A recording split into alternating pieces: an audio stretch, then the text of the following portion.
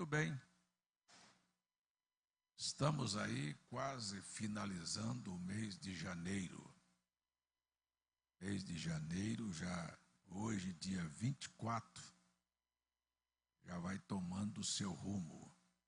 E desde que começamos este ano, começamos dizendo, este é um ano, preste bem atenção, é um ano de governo e de autoridade.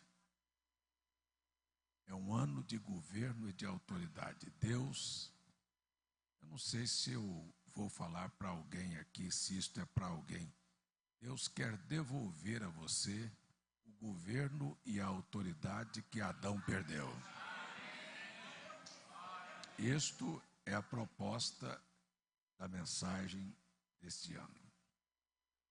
Óbvio, ninguém precisa pensar que nós estamos num piquenique. Nós estamos, de fato, enfrentando uma grande batalha. Quem é que não está com problemas aqui, dificuldades, levanta a mão.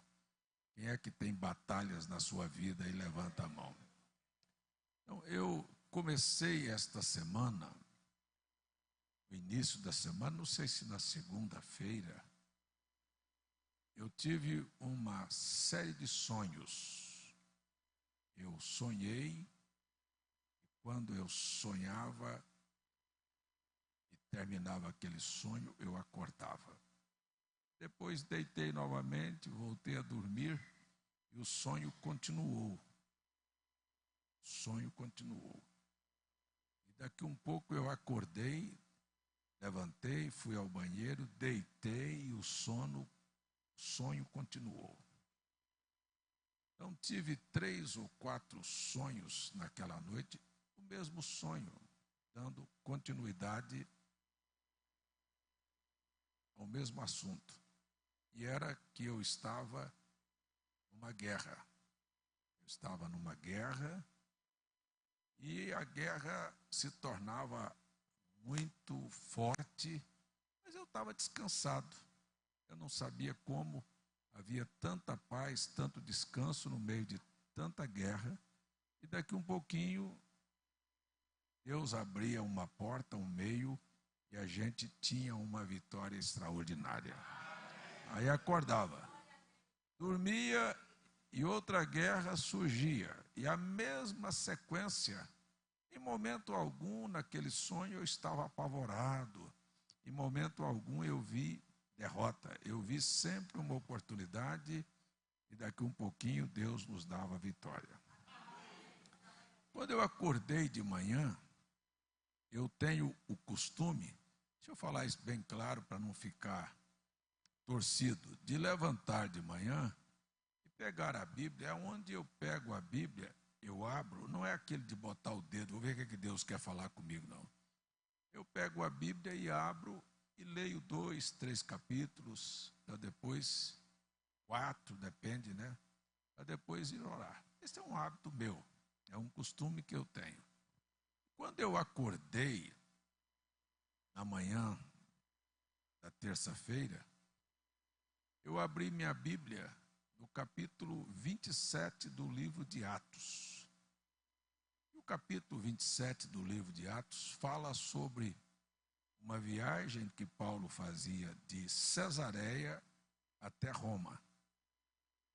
E aquela viagem foi uma tempestade após outra tempestade. Houve uma tempestade, eles ancoraram, passaram alguns dias, o vento soprou calmo, ele disse: a tempestade passou, vamos continuar a viagem. Paulo disse: não deveríamos fazer, mas eles insistiram, e uma outra tempestade surgiu, e daqui um pouco eles perderam completamente o controle do navio.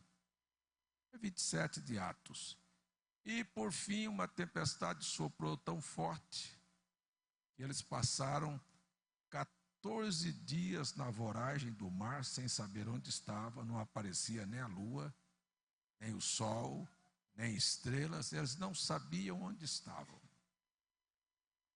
E eles desesperaram, na linguagem da Bíblia, a ponto de perder a esperança de viver. de tamanha era a tempestade. Mas, na noite do 14º dia, o anjo do Senhor visitou Paulo e disse: olha, eu quero lhe dar uma notícia. O navio vai se quebrar. Mas ninguém que está com você no navio vai se perder. A estrutura vai quebrar, mas ninguém que navega contigo vai se perder. Isto se seguir as instruções. Então, depois disto, Paulo recomenda o povo comer, porque fazia 14 dias que eles não comiam. A tempestade era tão grande que a preocupação era: o navio vai quebrar, vai afundar. Mas daqui um pouco a voz diz: coma. E Paulo pegou o pão e deu sono no irmão H, ou não? Deu sono. Deu sono. Deu sono ou deu fome? Deu sono. Deixa eu orar para ele para acabar o sono aqui. Agora mesmo ele não dorme mais. Então, ele pegou e levantou o pão, deu graças, comeu e disse a todos os marinheiros: ora, eu aconselho vocês a comerem. Então eles comeram e recobraram o ânimo. Só quero dizer para você que antes que o milagre aconteça, você precisa estar alimentado. Deus tem vindo alimentar sua fé, porque a tempestade que está se aproximando é forte, é grande. Os problemas deste ano serão grandes, mas a vitória será maior. Então, esta foi a leitura que eu fiz logo depois de um sonho com 3 batalhas, 3 guerras. Deus me deu aquela leitura e eu na hora não entendi. Simplesmente li, mas depois me chegou a clareza dos fatos de que Deus estava me avisando por sonho e me mostrando na Bíblia que nós teríamos alguns problemas para resolver, algumas coisas para enfrentar. Foi assim que comecei a semana. Então, naquele dia, terça-feira, que eu fui para o culto, não sei quantos estiveram aqui terça-feira, fui chamado a atenção pelo Espírito de Deus para as coisas que estão se aproximando. Deixa eu só abrir aqui bem claro. O profeta William Branham pregou a mensagem: a tempestade que se aproxima. A tempestade que se aproxima. Nesta mensagem, ele faz a advertência que há uma tempestade atingindo o mundo, não apenas econômica e política, mas que é uma tempestade que vem atingir a todos, inclusive a igreja, com um relaxamento e com um esfriamento espiritual. Ele faz esta advertência. A mensagem, ela está prestando um aviso que há uma tempestade se aproximando. E ele aí conta a história de que numa fazenda havia um vaqueiro muito experiente, vaqueiro muito experimentado, que foi trabalhar naquela fazenda. E naquela fazenda existia uma negra, uma senhora de cor, que era cozinheira. E ela também vivia naquela fazenda há muitos anos. E ela olhou para o vaqueiro, que dividia com ela o mesmo lugar para dormir. Tinha uma lona e tinha uma parte que separava o cômodo para ela, e aquela outra parte era a parte do vaqueiro. Já uma negra, uma senhora já idosa. O irmão Branham disse que aquela velha senhora olhou para aquele vaqueiro experimentado e disse: eu vi hoje o comportamento dos animais. Eu estou olhando para o céu e estou vendo sinais que nós vamos ter uma tempestade muito grande. Eu estou vendo que o tempo está mudando. É assim. Estou vendo que haverá um tempo muito difícil. E o vaqueiro respondeu para aquela cozinheira, disse: eu sou experimentado no campo. Eu já enfrentei muitas tempestades na vida. Eu quero dizer que eu não tenho medo de tempestades. Eu simplesmente já enfrentei muitas na minha vida. E disse para ela disse, mas algo vai acontecer. Ele arrumou o cavalo e saiu para o campo, só que ele daqui um pouquinho viu, começou a ver o céu, ficou negro, fechou. E os relâmpagos começaram a trovejar. Os trovões e relâmpagos, e o tempo fechou. E formou-se uma tempestade tão forte que o vaqueiro muito mal conseguiu chegar lá no rancho da fazenda. Quase não consegue. E quando o vento soprava muito forte, muito terrível lá no rancho, aquela velha negra olhou para ele e disse: você sabe orar? Você já orou na sua vida? Porque a tendência das coisas da agora para frente é piorar. Ele, sabe, nunca tinha experimentado o que era isto, mas o vento era tão forte, começou a derrubar árvores, e começou a derrubar casas, e começou a fazer um estrago tão grande, que ele viu que eles não iam sobreviver. Mas a velha negra, tranquila, que tinha recebido o aviso, simplesmente ele podia ouvir que ela estava ajoelhada, fazendo uma oração serena, confiada, pedindo ao Senhor para que aquela tempestade passasse. Mais ou menos como o salmista diz: esconda-me no mais profundo do teu tabernáculo, até que a tua ira passe. Até que esta onda passe. Oração do salmista. Um homem experiente com lutas.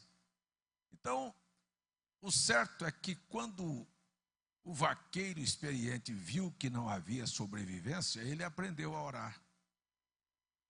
Ele começou a repetir as palavras que a velha dizia na sua oração, confiada, tranquila, porque ela viu os sinais e se preparou para aquele momento. Então, o que eu quero aqui hoje dizer é que nós estamos vendo ao redor do mundo uma tempestade se movimentando. As nações, guerras, coisas que eu outro dia preguei sobre a invasão dos Estados Unidos na Venezuela, agora na Groenlândia, e as coisas vão ao redor do mundo. O Irã foi bombardeado, essas coisas que a política está mostrando para nós com clareza, e as pessoas aqui no Brasil parecem estar totalmente diferentes, indiferentes ao que pode, o que está acontecendo na nação. Porque mesmo, dá licença para falar, estamos tão acostumados a ouvir falar em ladrões, em corruptos, em políticos que estão extorquindo a nação, que os jornais podem publicar os maiores escândalos que ninguém nem se abala com eles. São bem experientes. Eu quero dizer que para quem sabe ler nas Escrituras e quem acreditou em uma mensagem profética, o irmão Branham disse, não é somente a economia, não é somente a economia, mas também a vida espiritual das pessoas. Que a tendência é você se acostumar e achar que você dá conta de vencer e de sair e de resolver qualquer problema. Eu vou apenas te dizer aqui hoje à noite, se você em algum momento não aprendeu a orar, aprenda. Aprenda que orar não é rezar. Aprenda que você precisa conversar, gente, conversar e pedir para Deus nos proteger e nos guardar. Nós temos, eu estou falando com conhecimento. Eu conheço o Brasil praticamente todo, tanto de avião como por terra, já viajei muito nesse país. Eu conheço os Estados Unidos, conheço a Europa, conheço a América Central, conheço a África, conheço o Egito, conheço os países do Oriente Médio, eu conheço um punhado de lugar neste mundo. E com o conhecimento que eu tenho, eu estou dizendo a vocês aqui que o povo brasileiro não está acordado para as grandes realidades que estão cercando a vida do povo. Se as pessoas conhecessem o que é um regime socialista e comunista, que parece jogar um pouquinho de milho para pegar as galinhas, vão entender que o governo está fazendo, na verdade, sem que a classe e a nação perceba, empobrecendo o povo. Empobrecendo o povo. Tirando do povo, porque esta é a grande verdade, agora eu não quero entrar em política aqui. Tirando do povo o que pode. Cada dia tem uma sobretaxa de impostos colocada sobre a nação. Agora, para você que comprar um imóvel este ano e for escriturar, o governo taxou mais 14% de imposto para que você transfira um bem para você. Você imagina o que ele está pegando? Só que para onde vai este dinheiro? Volta em benefício da nação, é desviado pelo ralo, em atitudes corruptas. E o povo não percebe. Por que não percebe? Porque quem sustenta empobrece o povo, e o povo é sustentado com Bolsa Família. Deu ao povo um prato de cuscuz, o povo não quer nem trabalhar mais. Simplesmente vai empobrecendo, tirando a força, e o povo cada dia mais na mão do governo. Será mais dependente do governo e nunca terá sua própria independência financeira ou comercial, porque o povo será desanimado a trabalhar, como nós já estamos tendo hoje. As pessoas dizem, eu não vou falar, as pessoas dizem, eu vou trabalhar para ganhar R$ 1.600, o governo me dá 1.200 para ficar em casa. Por que eu vou para o sol para trabalhar?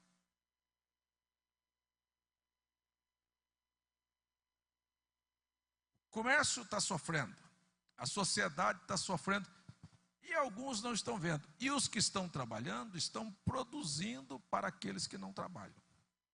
E todo mundo está tudo bem. Este é o governo do povo. Isso é o que o povo quer. Mas deixa eu falar isso para você. Então, eu não sabia, porque eu estou assim, desligado. Tomei a decisão de não discutir política, porque eu não tenho partido político. Eu nunca defendi, vou citar o nome, Bolsonaro. Nunca. Eu participei de muitas ideias dele, por exemplo, defender família, a fé cristã, os princípios e as morais defendidas pela Bíblia. E não podia, como cristão, defender o outro lado, que defende o aborto, que está acobertando o crime na nação, ligado a facções criminosas e que rouba descaradamente e ainda mente para o povo. Então eu não podia votar como cristão numa coisa desta. Isto é contrário à minha fé. Como é que eu posso pedir para Deus abençoar a um partido que leva para dentro da escola a ideologia do gênero e transformar crianças? E a intenção é acabar com a família de uma vez por todas. Então, são coisas assim. Mas eu quero dizer que eu não sou partidário. Eu defendo princípios e valores. Não precisa rir nem comentar, é verdade. A grande verdade é esta. Eu não estou aqui defendendo porque eu defendo Jesus Cristo. Eu prego o Evangelho de Cristo. Mas eu estou falando aqui, e tenho visitantes aqui, quero respeitar, mas quero dizer a vocês que eu tenho a obrigação moral de avisar ao povo o caminho que a nação está tomando. Então eu não vivo procurando notícias políticas. Eu não vivo atrás, sabe, perdendo o meu tempo com manchetes, e eu não assisto televisão há não sei quantos anos. E tomei uma decisão na minha vida de começar o meu dia, o meu compromisso é com Deus. Não é atrás de notícias mentirosas, nem de um lado, nem de outro. Eu quero só deixar isso bem claro aqui. Eu estou tentando dizer a você uma tempestade que está se aproximando. Aproximou-se bem pertinho de nós, e como dizia o velho ditado, quando você vê a barba do vizinho arder, põe a tua de molho. Hoje, pastor Aquiles, nosso amigo, que já pregou aqui muitas vezes, teve que mudar da Venezuela. Por que mudou da Venezuela? A Venezuela era um dos países mais ricos da América do Sul, com a maior produção de petróleo do mundo, maior que a da Arábia Saudita. Mas por que o povo vive na miséria? E por que essas coisas estão diante de nós? Então, bem pertinho de nós estamos vendo os mesmos sinais. As mesmas coisas estão caminhando para o mesmo lugar. Mas eu não vim aqui para falar sobre este assunto, eu vim aqui dizer que o meu comentário político, irmão Giva, com você ou com qualquer irmão, ou lá em casa, na minha mesa, ou lá no escritório, em qualquer lugar, não muda a situação desta nação. Mas eu quero lhe dizer que o poder da tua oração derruba as forças de Satanás. O que vai invalidar e mudar é assim. Eu assisti, essa semana um irmão me mandou um vídeo dizendo: o senhor acompanhou? Eu, na verdade, vou dizer que eu estou tão desligado de certas coisas que eu não tinha acompanhado. O senhor acompanhou o que aconteceu no país chamado El Salvador? Quem já ouviu falar nesse país? Aqui, El Salvador. Aconteceu, era o país mais violento, onde o crime e a miséria tomou conta, era o país pior para se viver na terra. Entrou um presidente com princípios cristãos. Sabe o que fez? Botou gente na cadeia com vontade. Ladrão é na cadeia. O governador do meu estado, lá de Goiás, chegou a dizer para os políticos, para os ladrões: olha, ou vocês mudam de profissão ou mudam do estado de Goiás, porque o seu lugar vai ser na cadeia ou no cemitério. E o governo federal disse: não, nós temos um programa aqui para poder botar polícia nos estados. Ele disse: eu fui eleito pelo povo de Goiás para governar o estado e eu não aceito interferência do governo federal, porque isso é contrário à Constituição. Mas o problema é exatamente aqui. Então, El Salvador o presidente tomou uma decisão de preservar a vida do povo e transformar aquele lugar. Você sabe, ele na verdade usou a força política que tinha, mas ele afirma categoricamente, para que todo mundo saiba, que o sucesso do seu governo foi a oração. E transformou o país mais violento do mundo no melhor país para se viver no mundo hoje. Com uma coisa, com oração. Então, quando eu estou falando do que está acontecendo no nosso Brasil, eu não estou aqui defendendo político, nem política, nem o que está acontecendo. Eu estou falando aqui com um povo numa casa. Esta casa aqui não é casa de comércio.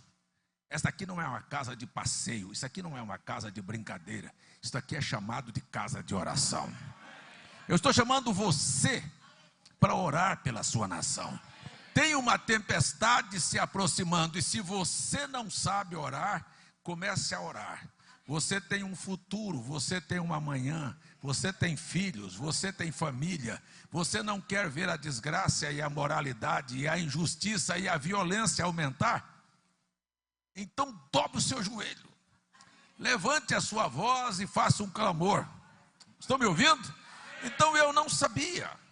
Eu quero dizer para vocês que eu não sabia que terça-feira um deputado tinha começado uma marcha chamada Acorda Brasil para ir lá para Brasília. Eu não sabia, mas eu fui para o púlpito com este peso no coração de chamar a igreja para orar pela nação. Acordar o povo não era ir para o meio da rua dar um grito político, mas acordar o povo a levantar a sua voz, a pedir que Deus tenha misericórdia. Nós temos um país que tem terra, que tem clima, sabe, que tem tudo para todo mundo viver bem, mas há uma classe impedindo. Acostumaram a dar saco de cimento e bolacha velha e botina velha e casebre e cuscuz para o povo, e o povo vive na miséria. Eu quero dizer que nós não precisamos disso. Agora tem uma coisa que muda o destino desta nação, sem falar em política, sem ali discutir, bater boca com isso, é sua oração. A sua oração muda qualquer coisa. Muda ou não muda? A oração muda qualquer quadro. A oração faz o céu se abrir, fecha o céu. A oração simplesmente movimenta Deus. Então, enquanto a gente está olhando num clima material e vendo uma tempestade se aproximar, eu estou chamando a igreja, despertando o povo, dizendo: gente, vamos orar. Porque você não me diga que você é experiente ou inteligente ou capaz. Eu quero dizer para vocês aqui hoje à noite, com toda a minha convicção, um irmão me procurou, um pregador me procurou esta semana passada e disse: pastor, este é um ano de eleição, o que o senhor vai falar para o povo? Eu disse para ele o que eu vou dizer para vocês agora. Sabe de uma coisa? Eu estou de joelho.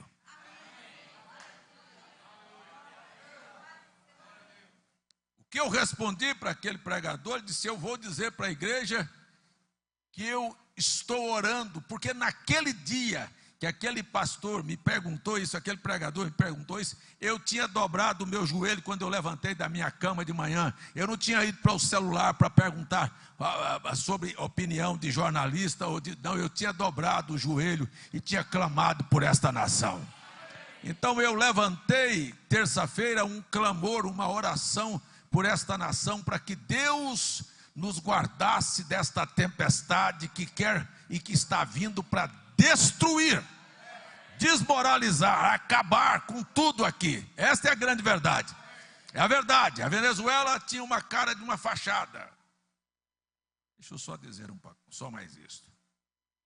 E os pastores disseram: aqui parece que nós temos liberdade para culto.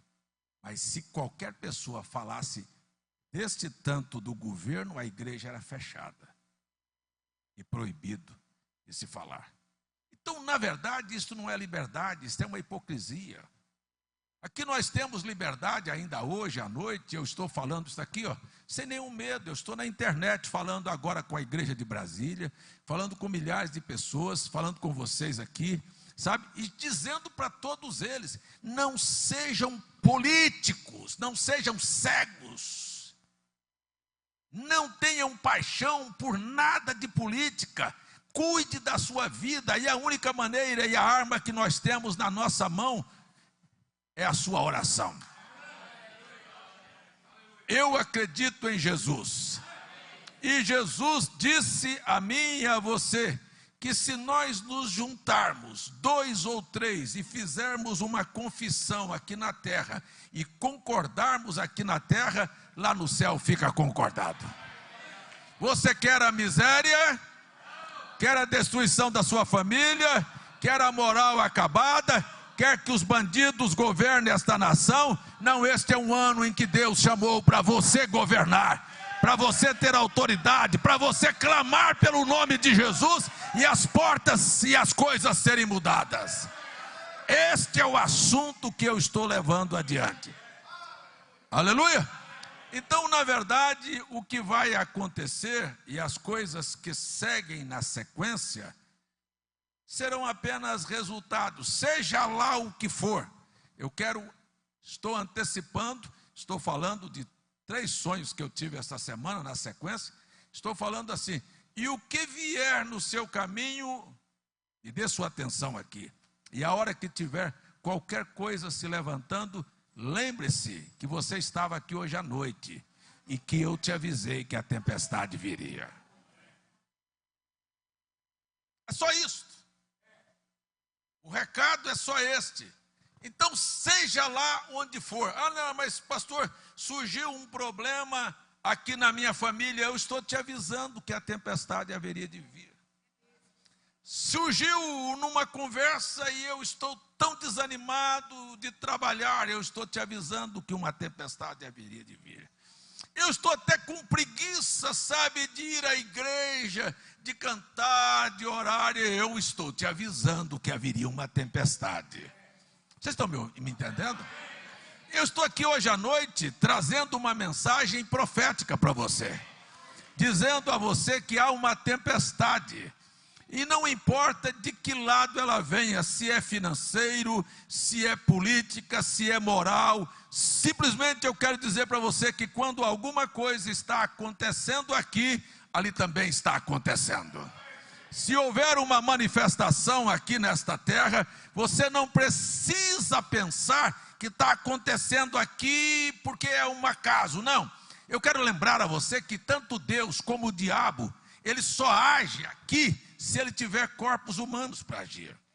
Deus é um espírito e o diabo também é um espírito. E ele precisa da mentalidade, da boca, da mão, do corpo de alguém para agir da mesma maneira que, sabe, que Deus precisa. Deus também é espírito. Então o mal cresce porque alguém abriu a porta para o mal crescer. Mas o mal também vai embora porque alguém se pôs de pé e repreendeu aquele mal.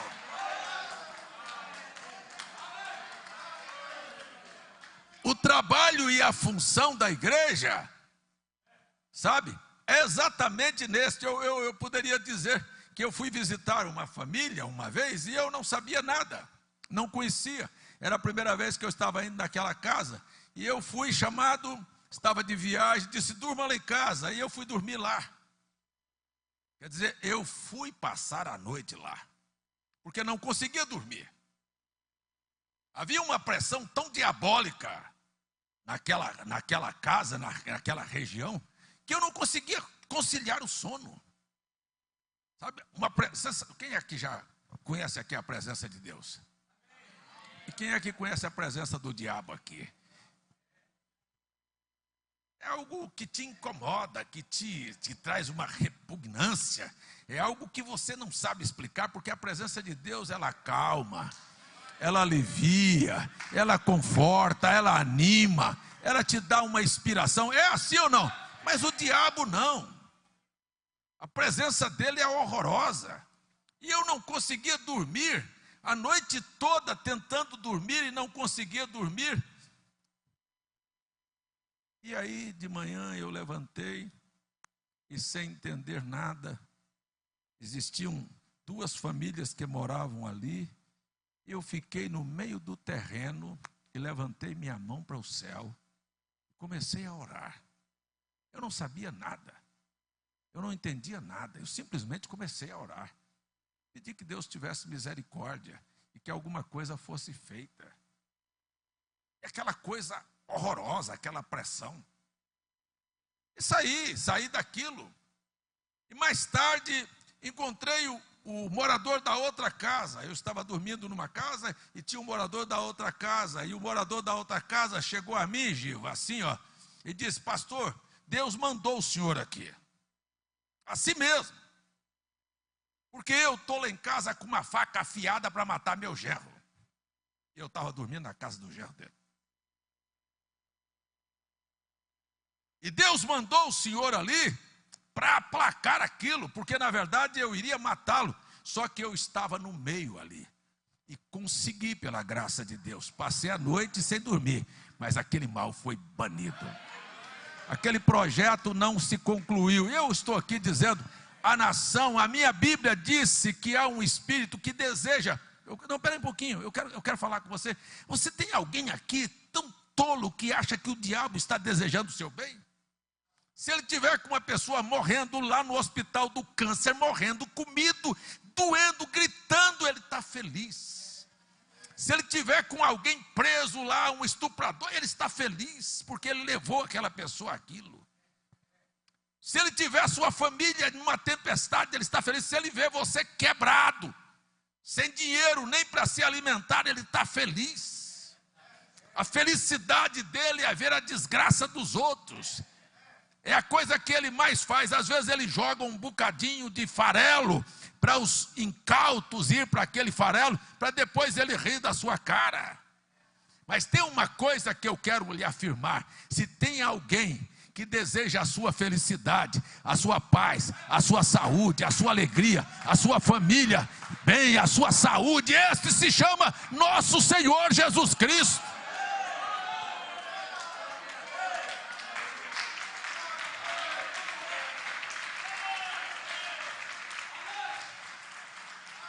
Hoje na minha live do meio-dia eu preguei sobre o maior poder que você pode ter na sua vida. É o poder de 3 letras, N-A-O, e um tiozinho em cima. Não tem poder maior. O não trouxe toda a desgraça que nós temos no mundo. Deus disse assim, olha, no dia que você comer certamente morrerás. A serpente veio e disse, não morrerás. Só botou o não. Então você tem cemitério, ladrão, prostituta, gay, você tem hospital, você tem presídio, você tem miséria, você tem menino de rua, você tem favelados. Você acha que Deus queria isso? Deus fez um jardim e deu o melhor para o homem.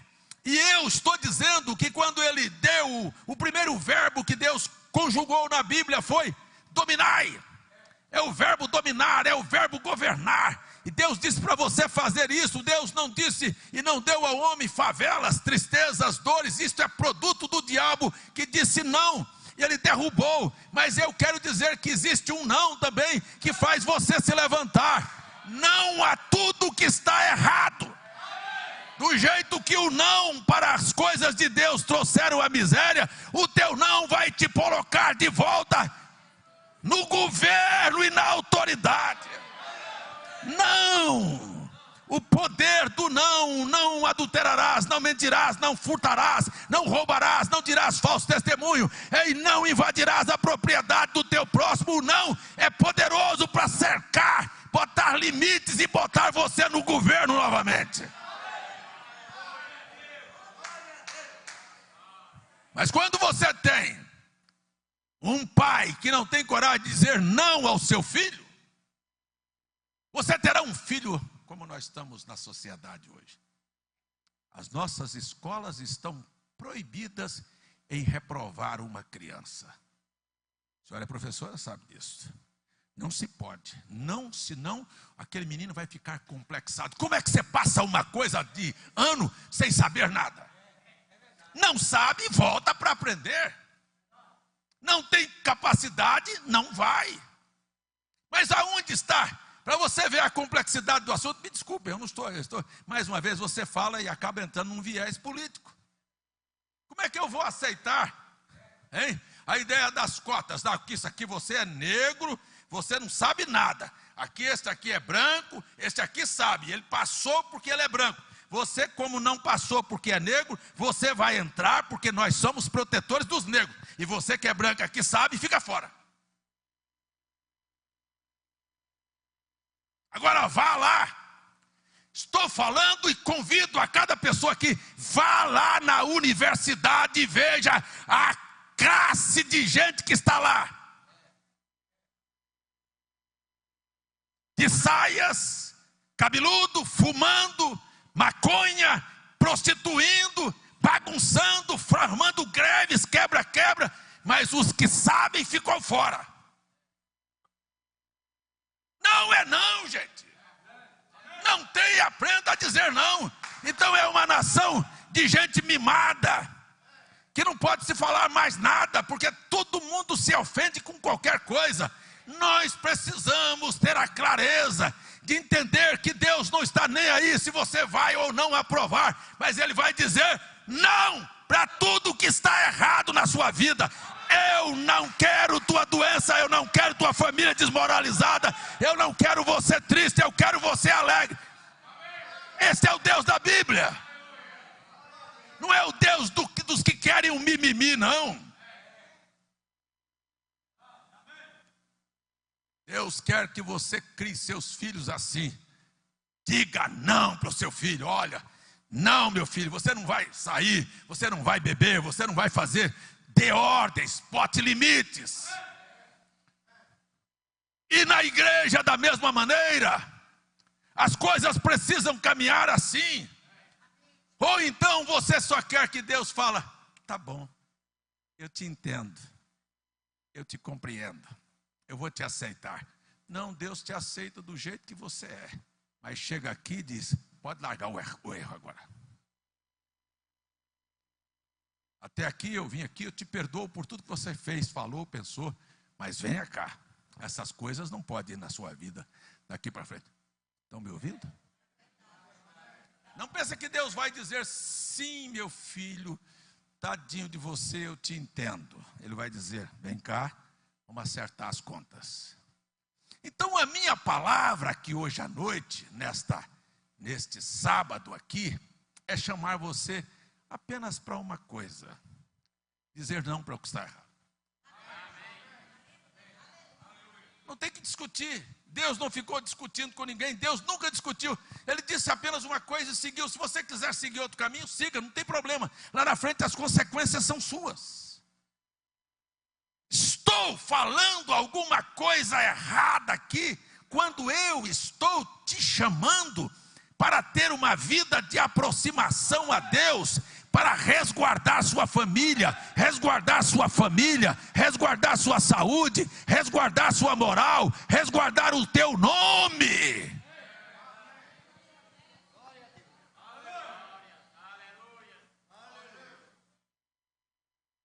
A verdade é esta. O que nós queremos? O que nós queremos? Então, a minha mensagem aqui é esta aqui, ó. Eu comecei lendo Neemias. Neemias não estava querendo fazer um teatro. Neemias vem depois de Esdras. Esdras se preocupou junto com Ciro em construir o templo em Jerusalém. Foi ou não? Foi. Capítulo 1, saiu a ordem para a construção. Quem vai comigo? Lá foi Esdras e um grupo de pessoas. Construir a casa. O templo foi construído, foi inaugurado. Está tudo acabado, tudo certo. Neemias olhou e disse, tudo certo? Como vai Jerusalém? Disse, o templo está de pé. O povo tem altar. O povo tem adoração. E isto é o que eu estou dizendo hoje à noite. Você tem até uma igreja para vir. Mas, como é que está lá? Neemias disse que um moço lhe informou, disse, Jerusalém está com os muros derrubados e os portões estão queimados. Por que Neemias não ficou preocupado apenas em dizer, mas o templo está de pé, eu faço parte daquela igreja, eu tenho um lugar para ir adorar. Ele disse, a igreja está vulnerável. A preocupação aqui hoje à noite é não deixar você e a igreja vulnerável. Neemias disse, eu preciso reconstruir os muros. E reconstruir os muros, sabe o que é? É colocar limites. O muro passa na divisa, é o limite entre o seu e o que é dos outros. Enquanto nós não colocarmos os limites, Jerusalém é vulnerável.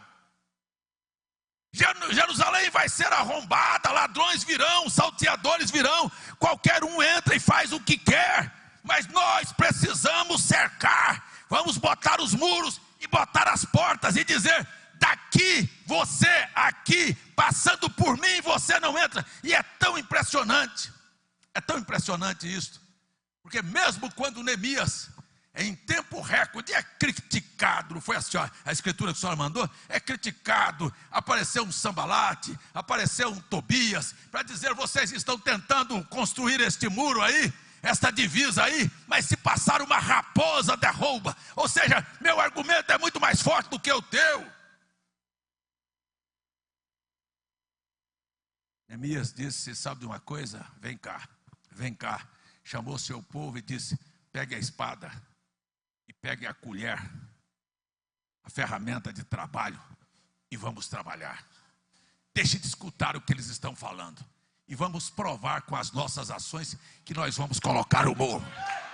Não discuta política, não discuta, não discuta. Nós vamos trabalhar para edificar o muro. O inimigo terá dificuldade em entrar. Não fique apenas neste teatro que virou a igreja, a religião de gente que vai e que vem e que não sabe aonde estão fazendo, o que estão fazendo.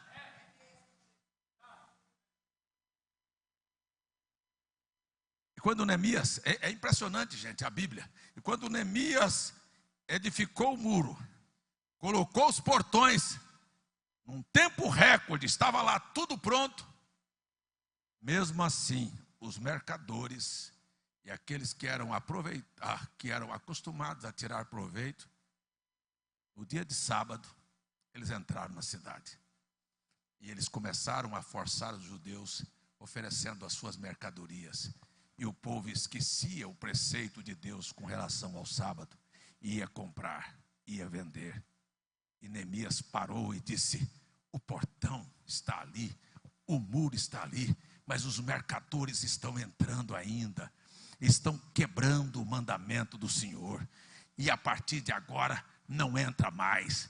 Foi lá e disse, sexta-feira o portão se fecha, ninguém entra, ninguém compra, ninguém vende. E alguns começaram ainda a insistir e chegaram por 2 ou 3 vezes na porta da cidade no final da sexta-feira e o portão estava fechado. O que eu estou chamando você hoje à noite aqui é levantarmos as muralhas, é colocarmos limites, botarmos as portas e dizer, aqui você não vai entrar.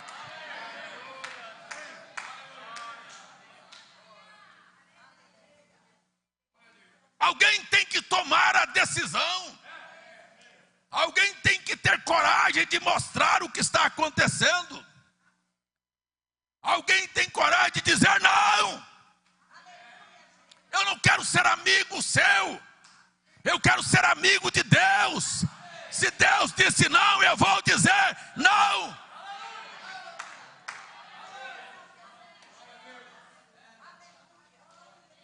Aqui não. Aqui não. Esta foi a palavra de Neemias. E então, ele simplesmente partiu. Mas antes de partir, que coisa boa, provou o que é ter governo. Sabe de uma coisa?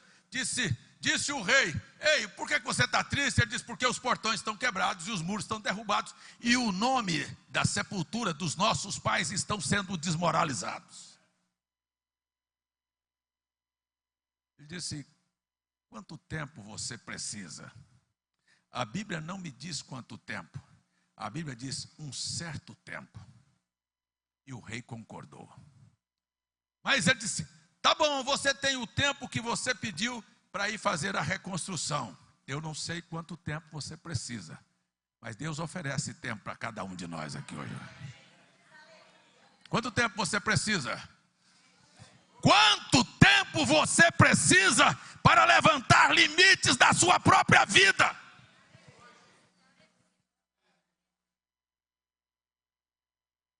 Para estabelecer as portas? Para entender que todos os nomes dos profetas, dos apóstolos, podem ser desmoralizados porque você não teve cuidado. Estão me entendendo? Estão me entendendo? Então, quanto tempo? Ele disse, um certo tempo. Aí você diz assim, está resolvido. O rei disse, tá bom, te dou o tempo. Mas aí ele emendou o pedido.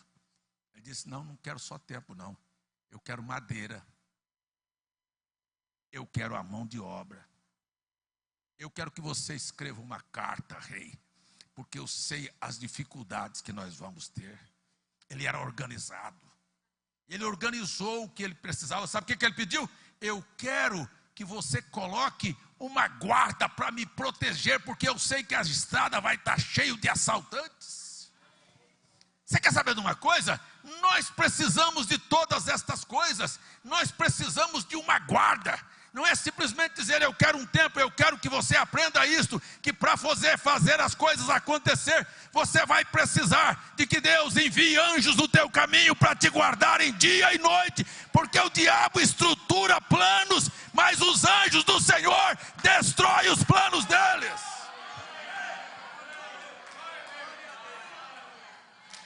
É incrível, porque Neemias vai, hein? E daqui um pouquinho, vem alguém e disse, olha, vem aqui, porque nós temos uma adoração para fazer aqui no templo. Ele disse, você acha que eu vou? Não, mas a profetisa está falando que era para você vir. Ele disse, vocês compraram a profetisa?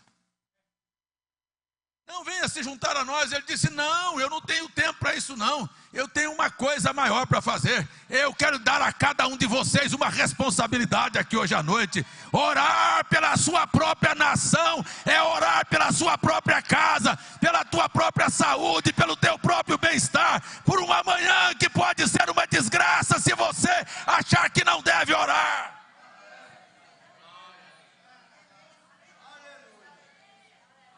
Não, mas eu pensei que era só igreja.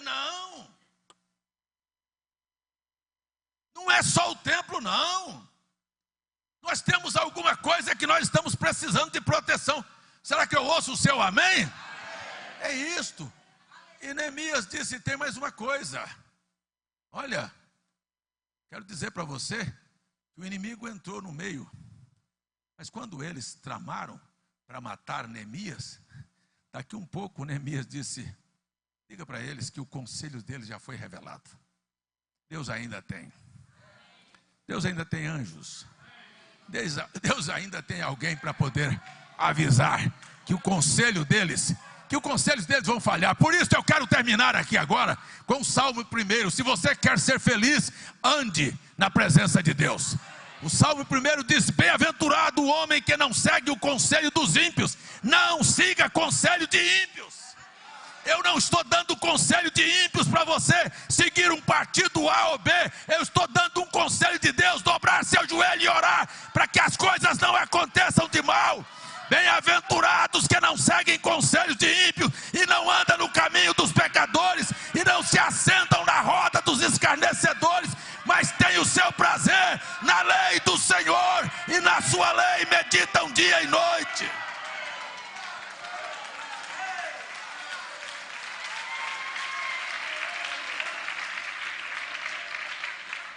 Veja só o poder do não, irmã Josi. Olha, não ande segundo o conselho dos ímpios. O quê? Não. Não se assente no caminho dos pecadores. Não se assente na roda dos escarnecedores. Eu estou falando do poder do não. Agora eu vou falar para você como é que o homem que teme ao Senhor faz. Tem alguém que quer saber? O verso 2 do capítulo 1 de Salmos, que é um livro de oração, Salmos, disse, antes tem o seu prazer na lei do Senhor. Antes de quê? Antes de pegar no celular, antes de conversar fiado, antes de discutir política, antes de qualquer coisa, antes tem o seu prazer na lei do Senhor. Antes o reino de Deus é primeiro lugar. E o que Deus deseja é que assim como é lá, seja aqui também. Que como no céu não há briga, não há discussão, não há divisão, porque o diabo foi expulso de lá. Deus quer que a sua casa e a sua vida viva da mesma maneira.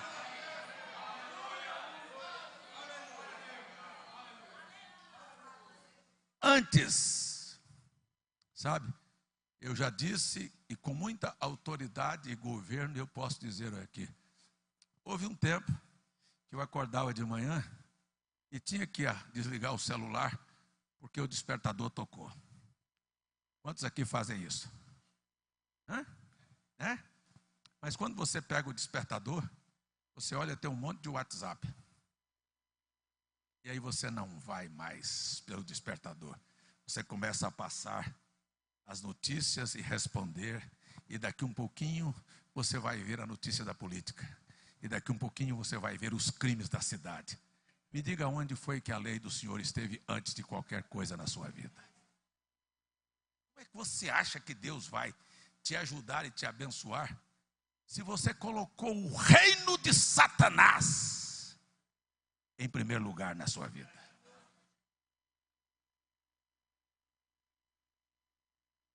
A minha Bíblia disse: antes tem o seu prazer. Mas eu vou ler aqui a Bíblia porque o pastor disse que eu tenho que ler. Isso não é prazer.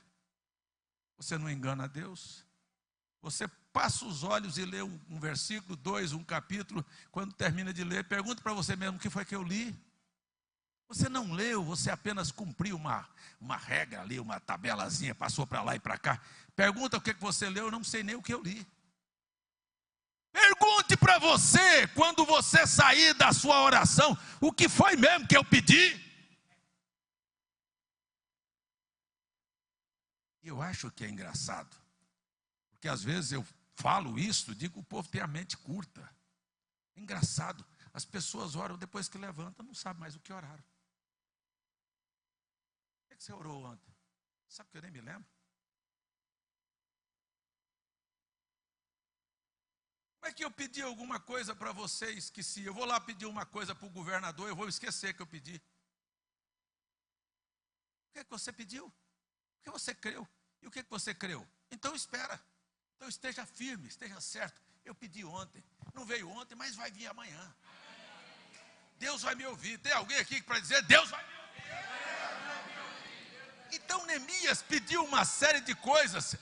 Neemias pediu uma série de coisas e ainda termina o capítulo 1 dizendo: Senhor, esteja atento à oração do teu servo. O que eu gostaria que, se tem alguém aqui para pedir alguma coisa hoje, diga com a sua boca aí: Senhor, esteja atento à minha oração.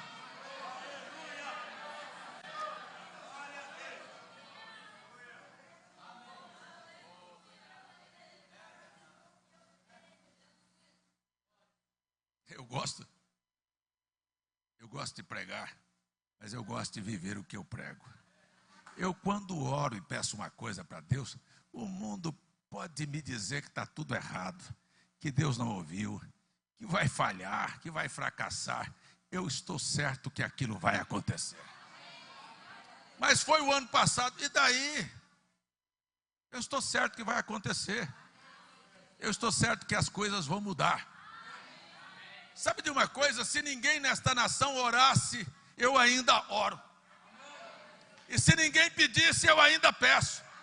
E amanhã você dizer: não, meu voto decidiu. Não, foi a minha oração que decidiu. Glória a Deus. Seja lá o que for. Seja lá o que for. Eu não estou desanimado. Eu não sou incrédulo. Quando eu peço, eu peço. E não fico assim questionando: Senhor, eu pedi ontem, mandou a metade hoje. Não, eu não pedi metade, eu pedi todo. Enquanto não chega todo, não é resposta. Eu estou acostumado com isso. Uma vez eu estava abrindo um programa de rádio ainda, na época de rádio, lá em Brasília. Eu ia abrir um programa de rádio, para poder abrir aquele trabalho lá, para assistir seu pai, Jailton. E eu estava dentro do buraco da construção ali, quando nós estávamos construindo há mais de 20 anos atrás aquele tabernáculo. Eu disse: Senhor, é assim, se o Senhor quer que eu vá para Brasília abrir aquele trabalho, o Senhor precisa mandar alguém me trazer um dinheiro aqui na minha mão. Eu não quero dízimo, eu quero uma oferta de um dinheiro aqui para pagar o valor daquele programa lá, ou eu não abro aquela obra lá. Não é que eu não tinha o dinheiro para pagar o programa, não. Eu queria saber a resposta de Deus. E fiquei quieto. Eu estou dentro de um buraco lá. Chegou um irmão e disse: pastor, eu vendi minha casa e vim trazer meu dízimo. Eu disse: eu recebi o dízimo. E falei: Deus, Não foi isso que eu combinei com o senhor, não. Isso aqui não é resposta para mim, não. Eu pedi que não fosse dízimo e pedi que uma pessoa viesse trazer na minha mão. Aquele veio trazer, mas disse, não é isso não. O dinheiro era muito mais do que eu havia pedido. Eu podia dizer, Deus me ouviu. Mandou, não, eu quero do jeitinho que eu pedi. E continuei da mesma maneira. Até, ainda disse para Deus, e não quero que venha na mão de crente, não. Eu quero que uma pessoa que não é da igreja venha me trazer esse dinheiro. Aí é que é complicado, não é? Que até para crente dar dízimo às vezes fica difícil. Não. E era um dinheirinho bom, viu, Gilvar? 20 e tantos anos atrás. Fica difícil. E eu simplesmente disse, eu quero. Se o senhor fizer assim, eu vou. Se não fizer, eu não vou. Pronto, acabou. O senhor não quer que eu vá? Então me manda. E estou lá. E terminou o culto no domingo. E naquela época nós tínhamos uma irmã que faltava as duas pernas, porque quando ela veio para a igreja, ela era diabética, já tinha amputado as pernas. E ela chegou, conversou comigo, não dava nem para atender, porque tinha uns batentes igual aqueles ali para entrar no escritório. Eu saí do escritório, atendi ela fora, assim. Quando eu estou lá, assim, conversando com ela, eu estou lá lembrando de dinheiro, irmã Helena. Eu estava falando que era para gente que não é da igreja para trazer. Eu estou lá lembrando de dinheiro, nem lembrando daquilo eu estava. A irmã disse, pastor, sabe, eu tenho uma filha que é da igreja das Testemunhas de Jeová. E a minha filha começou a assistir o programa do senhor na televisão. E aí ela quer vir para a igreja, mas o marido não aceita, o marido proibiu. Eu disse, irmã, vamos orar para Deus mandar ela e mandar o marido. E eu não estou lembrado de dinheiro. Daí um pouco, ela puxa um envelope desse tamanho amarelo, debaixo assim do seu colo, que eu não estava nem olhando para ela. Ela puxou um envelope assim e disse, mas tem uma coisa. Jesus foi lá no quarto dela e disse para ela pegar esse dinheiro e vir trazer aqui, ó. Eu vim trazer o dinheiro aqui na sua mão, sabe? Porque Jesus mandou ele entregar esse dinheiro. O senhor sabe por quê, não sabe? Eu disse, sei. Agora eu sei por quê. Então, quando eu peço alguma coisa, eu não tenho razão para duvidar de Deus, não. Eu, quando peço alguma coisa, eu creio no que eu pedi. E eu estou pedindo a Deus por esta nação. Você está me ouvindo aqui hoje?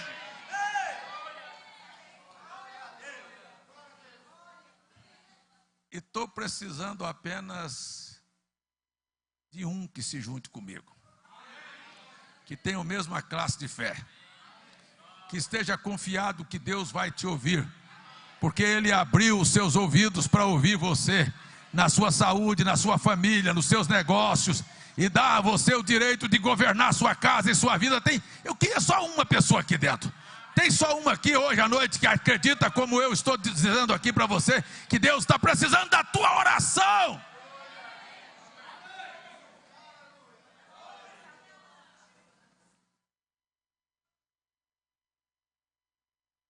Deus não está precisando de igrejeiro. Deus está precisando de alguém que crê. Só isto. Amém? Antes de orar a oração da fé, eu quero agradecer a cada um dos visitantes que estão aqui. Sua presença nos honra. E leve para casa esta mensagem. Tudo que este pastor quer é ver você feliz. Eu não estou aqui para discutir ponto de vista político ou religioso. Eu estou chamando você porque Deus quer o melhor para você. Isto é tudo que eu tenho para falar aqui. Me deram aqui a lista com o nome das pessoas que estão visitando. Veja aqui se está aqui por cima. Não é esse. Ah, está aqui debaixo.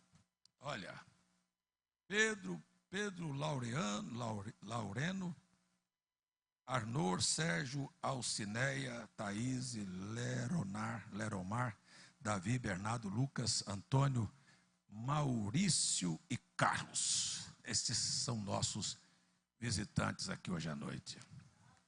O que eu posso fazer por você? Eu estou dizendo que eu sou um homem que creio. E que quando eu peço pela vida de alguém, é porque eu creio que vai acontecer. Vocês que estão aqui como visitantes, gostariam que eu fizesse uma oração por você? Por qualquer necessidade que você tenha, por qualquer batalha que você esteja enfrentando, para que Deus mude a situação da sua vida. Se você crê e quiser, eu convido você para vir à frente, mas se não quiser, pode ficar tranquilo, eu não fico ofendido. Tem alguém? Eu vou dizer como disse Isaías: quem deu crédito à nossa pregação?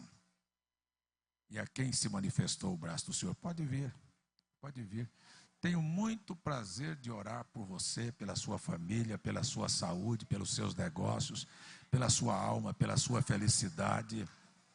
Tenho muito prazer de ser testemunha de que nesta noite feliz, neste santo lugar, Deus marcou um encontro com Deus. Seu amor é real, sua paz gozarei. Eu marquei um encontro com Deus. Basta que me toque, Senhor, pra minha alma cansada vencer. Se a noite escura está, tua mão me guiará.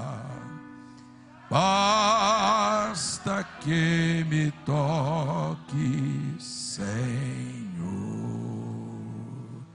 Queria pedir para que a igreja ficasse em pé. Queria pedir para você fechar os teus olhos. Pedir para você fechar os teus olhos. A igreja e vocês que estão aqui na frente.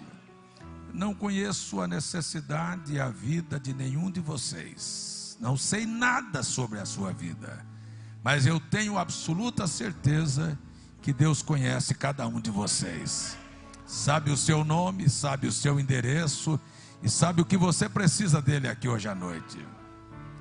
E eu tenho absoluta certeza do que eu vou dizer. E Deus quer te abençoar. Você que está aqui na frente, Deus quer te abençoar. Agora, por favor, não tenha a mente curta. E quando Deus abençoar tua vida, não seja ingrato. E não fique lá longe e faça como aquele leproso que Jesus curou e não voltou para agradecer. Volte aqui para dizer: aquela noite foi uma noite feliz. Aquela oração mudou a história da minha vida. E Deus ouviu tua oração junto com a minha. Eu disse: eu só preciso de alguém que creia junto comigo. Quando você crê por você mesmo, pela sua família, pelas necessidades que você tem, e eu me junto a você para crer junto com você nesta hora, os céus registram aquele fato. E se você não esquecer, você vai ser surpreendido. Como Neemias pediu, e em tempo recorde ele reconstruiu os muros, eu quero lhe afirmar aqui hoje à noite, que muito mais rápido do que você está imaginando, Deus vai mudar a história da tua vida.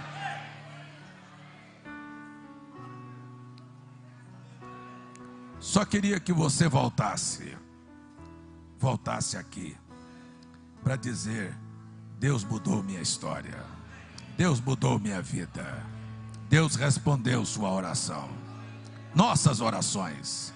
Glória a Deus. Você que está aqui, eu só estou pedindo para você, creia. Será que você pode dizer com a sua boca para Deus? Você que está aqui na frente, diga: Senhor, que os teus ouvidos estejam atentos à minha oração. Não tenha vergonha não. Talvez você tenha vergonha de abrir sua boca aqui. Não tenha vergonha, porque aqui, olha, eu quero dizer para você, se você abre a boca e fala, Deus está ouvindo. Se você está com vergonha, Deus está vendo também. Não tenha vergonha de pedir, porque Deus está aqui para ajudar você. Tenho certeza do que eu vou dizer. Você não está aqui porque alguém te convidou, você está aqui porque Deus te trouxe aqui. E você ouviu o que você precisava ouvir. E agora eu chamo você para olhar para Jesus e digo: Senhor Jesus, não sei o que estas pessoas estão precisando, mas abra teus ouvidos e ouça o clamor da alma de cada um, como o meu clamor também, que a vida destas pessoas a partir de hoje nunca mais seja igual. Nem doenças, nem problemas financeiros, nem problemas domésticos, nem problemas na vida espiritual, que isto seja mudado aqui hoje à noite, pelo poder desta oração agora. Transforma a vida destas pessoas, restaura a vida destas pessoas, muda a vida destas pessoas, alegra estes corações, e que eles possam ser testemunhas de que o Senhor é Deus e o Senhor nunca mudou e a tua palavra é a verdade. Aleluia. Eu oro que cada uma destas pessoas recebam aqui hoje à noite exatamente o que eles creem, Pai, para a glória do nome de Jesus. Eu gostaria de ver com muita alegria todas as obras e poderes de Satanás caírem por terra e estas pessoas serem vencedoras. Em nome de Jesus, em nome de Jesus Cristo, abençoe com todas as sortes de bênçãos, para a glória do nome de Jesus. Amém, amém. Se você que está aqui na frente crê, diga amém. Glória a Deus, Deus te abençoe. Pode ter certeza, Deus ouviu as nossas orações. Glórias ao nome do Senhor. Glórias ao nome do Senhor. Pode voltar para os seus lugares. Deus abençoe. Escute aí o meu convite. Volte no próximo sábado. Volte no próximo sábado. Se Deus permitir, eu estarei aqui pregando novamente. Glória a Deus. Louvado seja o nome do Senhor. Agora, onde estão os crentes? Os da casa. Os que querem crer. Opa! Deus nos chamou aqui para uma mudança e uma transformação. Deus nos advertiu que uma tempestade pode surgir na minha casa sem que eu espere, mas que eu aprendi a orar, aprendi a dizer: oh, louvado seja o Senhor, me esconda, Senhor, no teu tabernáculo até que essa tempestade passa. Glórias ao nome de Jesus. Glórias ao nome de Jesus. Alguém quer levantar sua mão e a sua voz nesta hora, pedindo proteção pela sua vida, pela sua família, por esta cidade, por este estado, por esta nação? Oh, aleluia! Deus Todo-Poderoso, autor da vida e doador de toda boa dádiva, estamos aqui no nome de Jesus, levantando juntos este clamor, porque todos queremos saúde, todos queremos paz, todos queremos alegria, todos queremos te servir com um verdadeiro coração, todos queremos ver a mudança nesta nação, todos queremos ver um tempo diferente. E eu oro na autoridade do teu nome, que cada pessoa tenha governo da sua casa, da sua vida, e os governos desta nação, como diz tua palavra, são ordenados pelo Senhor. Desmonta tudo que não presta, todo o sistema corrupto de ladrões, de exploradores que querem matar e destruir as vidas das pessoas. Que isto caia por terra em nome de Jesus. Aleluia. Mas que a glória do Senhor apareça e que haja louvores e exaltação ao teu nome, Criador dos céus e da terra, tu que tem as rédeas das mãos. não permita que a desgraça nos atinja, não permita que este mal avance, mas em nome de Jesus Cristo, em nome de Jesus Cristo, em nome de Jesus Cristo, vamos dizer todos a uma só voz, em nome de Jesus Cristo, mude este quadro, Senhor.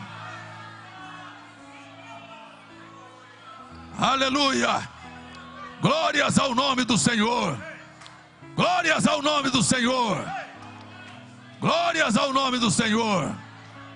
Aleluia, eu estou orando pela sua vida. Você talvez não tenha coragem nem de orar pela sua vida. Abra a tua boca e dê um grito aí, diga: muda a minha vida, Senhor. Não me deixe ser relaxado, não me deixe pensar que eu sei todas as coisas. Nós precisamos de Ti, Jesus. Louvado seja o nome do Senhor, louvado seja o nome do Senhor. Eu oro que a luz da Tua face ilumine as nossas vidas, no nome de Jesus, no nome de Jesus, no nome de Jesus. Se você crê, vá para casa e tenha uma semana feliz e abençoada. Isso é para quem crê aqui hoje à noite. Vá para casa e viva de uma maneira feliz e abençoada.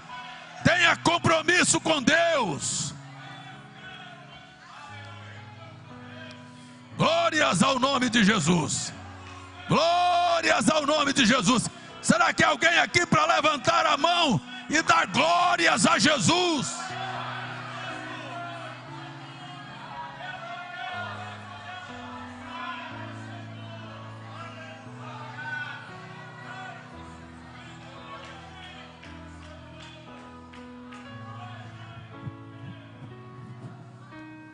Aleluia.